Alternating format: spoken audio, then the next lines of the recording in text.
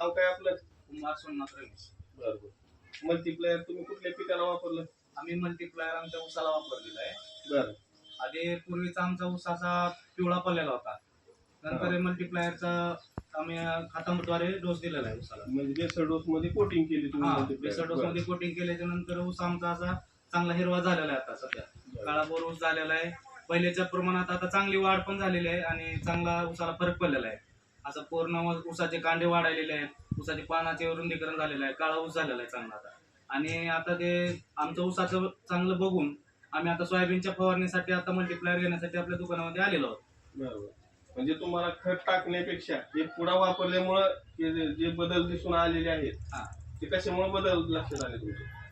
त्याच्या अगोदर पण तुम्ही खत टाकलेलं आहे? खत टाकलेलं आहे. तेवढ्या प्रमाणात नव्हता, असं काळा झालेला नव्हता ऊसाचा, वाढ पण नव्हती झालेली.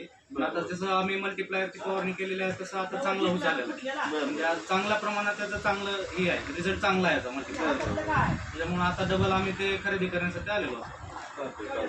म्हणजे तुम्ही मल्टीप्लायर वापरून एक नंबर समाधानी आहात? समाधानी. बरोबर. धन्यवाद.